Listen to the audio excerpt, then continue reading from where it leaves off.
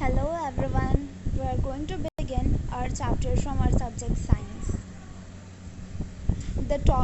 The name of the topic is nutrients in plant. The meaning of nutrient is पोषक तत्व. तो जो पोषक तत्व होते हैं पौधों में उसके बारे में ये टॉपिक है हमारा. So let's begin the topic. Nutrients यानी पोषक तत्व. The components of food like carbohydrate, fat, protein, vitamin and mineral are called nutrients. जो भी अंग होते हैं भोजन के, जैसे कार्बोहाइड्रेट हो गया, फैट हो गया, प्रोटीन, विटामिन और मिनरल हो गया, इसे हम न्यूट्रिएंट्स कहते हैं. Nutrient help living organism to build their bodies, to grow, to repair the damage part of their bodies, to provide energy, to carry out life processes.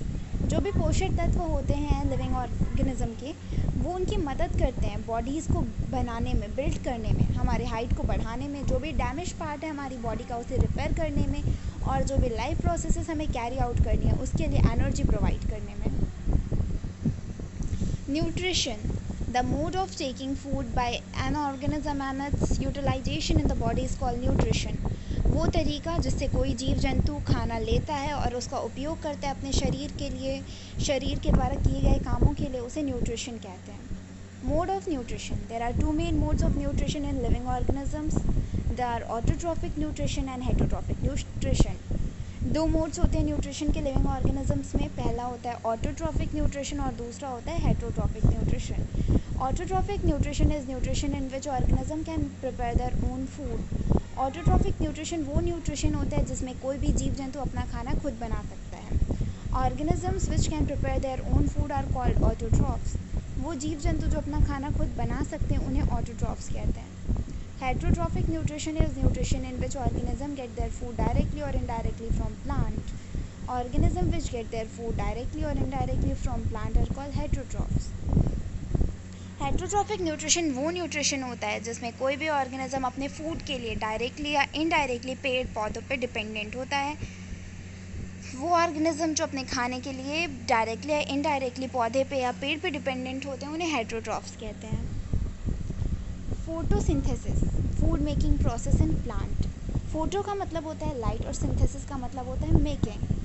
तो लाइट की presence में खाना बनाना, ये जो होता है प्लांट में फूड मेकिंग प्रोसेस होती है photosynthesis. Photosynthesis is the process by which plants prepare their own food by using sunlight, water, carbon dioxide and chlorophyll. Photosynthesis वो प्रक्रिया है जिसमें जो पेड़ पौधे होते हैं वो अपना खाना बनाते हैं सनलाइट का यानी सूर्य की किरणों का इस्तेमाल करके, पानी, कार्बोहाइड्रेट, क्लोरोफिल, इन सब चीज़ों का इस्तेमाल करके. Photosynthesis take place in the leaves. Photosynthesis जो है वो लीव्स में होती है, मतलब पत्तियों में होती है. Sunlight is obtained from the sun. सूरज की किरणें सूरज से मिल जाती हैं. जो पानी होता है वो रूट से मिल जाता है और फिर उसके बाद वो धीरे धीरे ट्रांसपोर्ट होता है लीव्स तक. कार्बन डाइऑक्साइड जो लीव्स पे स्मॉल पोर्स होते हैं जिसे हम स्टोमेटा कहते हैं, जिससे जो प्लांट होता है वो ब्रीथिंग का काम करता है, मींस ऑक्सीजन देता है और कार्बन डाइऑक्साइड लेता है. तो स्टोमेटा से कार्बन डाइऑक्साइड की नीड पूरी हो जाती है और क्लोरोफिल जो ग्रीन कलर पिगमेंट है लीव्स में वो लीव से मिल जाता है हमें. तो इस तरीके से सारे कंपोनेंट्स हमें मिल जाते हैं जिनकी हमें ज़रूरत होती है फोटोसिंथेसिस की प्रोसेस के लिए. क्लोरोफिल एक ग्रीन कलर का तत्व होता है जो पौधों में प्रेजेंट होता है.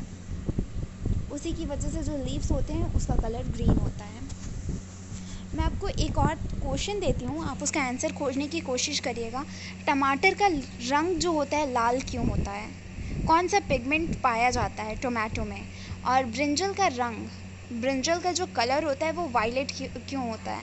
कौन सा पिगमेंट उसमें पाया जाता है? आंसर मिले तो मुझे कमेंट में ज़रूर बताइए. Chlorophyll uses the energy from sunlight to prepare food by using water and carbon dioxide. Chlorophyll जो होता है वो सूरज की जो किरणें होती हैं, मतलब उसकी जो ऊर्जा मिलती है उसका इस्तेमाल करके खाना बनाता है वाटर और कार्बन डाइऑक्साइड का उपयोग करके. The food prepared is carbohydrate which is then converted into starch. जो खाना बनता है वो कार्बोहाइड्रेट होता है जो कि फिर स्टार्च में बदल जाता है. फोटोसिंथेसिस की प्रोसेस के टाइम में ऑक्सीजन रिलीज़ होता है. जो इक्वेशन है फोटोसिंथेसिस का उसे देख लेते हैं. Carbon dioxide plus water in presence of sunlight and chlorophyll give out carbohydrate plus oxygen. नीचे एक पिक्चर दी हुई है, उसमें भी आप लोग देख सकते हैं सन से एनर्जी मिल रही है, कार्बन डाइऑक्साइड एयर से मिल रहा है, रूट से वाटर मिल जा रहा है, क्लोरोफिल ऑलरेडी प्रेजेंट है, इन सब की प्रेजेंस में ऑक्सीजन रिलीज़ हो रहा है और ग्लूकोज फॉर्म हो रहा है। यही जो प्रोसेस होती है ये फोटोसिंथेसिस की प्रोसेस होती है। Synthesis of protein. The soil has some bacteria which convert nitrogen from the air into usable nitrogen in the soil.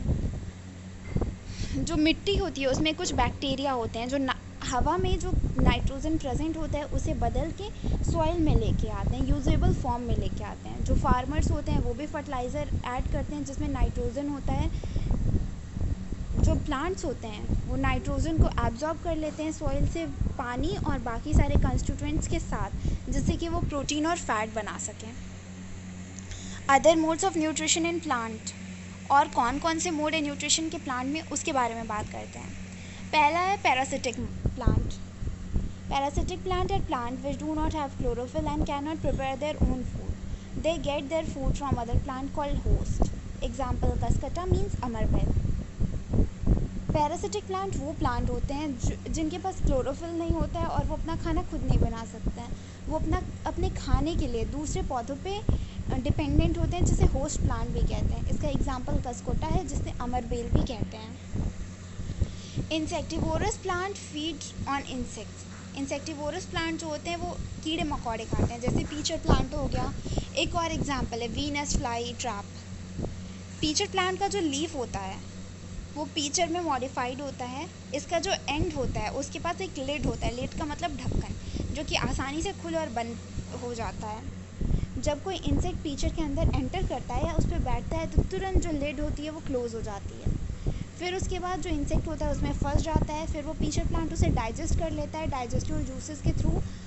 फिर उसके बाद जब वो डाइजेस्ट कर लेता है तभी वो लिड खुल सकती है। Saffrotrops plant are which do not have chlorophyll and cannot prepare their own food. They get their food from dead and decaying organic matter. Example, mushroom, bread mold, etc. They produce digestive juice on the dead and decaying organic matter and convert it into a solution and then absorb the nutrient from the solution. Saffrotrops वो plant होते हैं जिनके पास chlorophyll नहीं होता और जो अपना खाना खुद नहीं बना सकते हैं। उन्हें अपना खाना मरे हुए जीव जंतुओं से मिलता है, जैसे मशरूम हो गया, ब्रेड मोल्ड हो गया। ये डाइजेस्टिव जूस प्रोड्यूस करते हैं डेड और डिकेइंग ऑर्गेनिक मैटर पे। फिर उसके बाद इसे कन्वर्ट कर देते हैं एक सॉल्यूशन में। उसके बाद जो भी न्यूट्रिएंट्स होते हैं उसे उस सॉल्यूशन में से एब्जॉर्ब कर लेते हैं। Symbiotic relationship.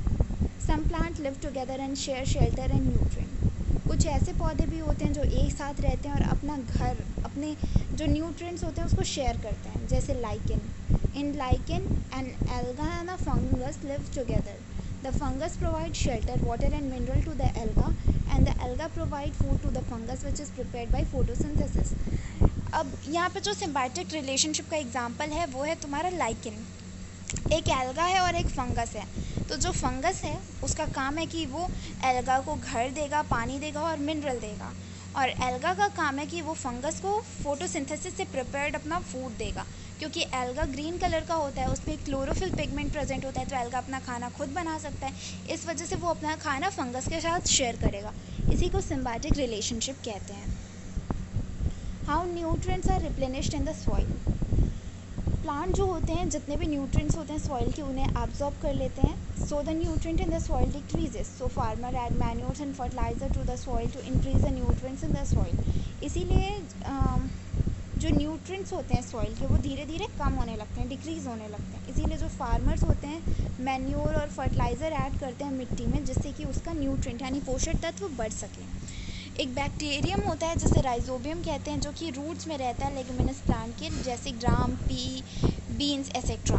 तो ये जो राइजोबियम होता है ये नाइट्रोजन जो कि हवा में होता है, जो भी हवा में नाइट्रोजन अवेलेबल होता है उसको सेलुबल फॉर्म में कन्वर्ट कर देता है सॉइल में, और वहाँ की जो मिट्टी होती है उसे नाइट्रोजन रिच बना देता है। उसके रिटर्न में जो प्लांट है वो उस राइजोबियम को खाना देता है और रहने के लिए जगह देता है। इसे कहते हैं सिम्बायोटिक रिलेशनशिप।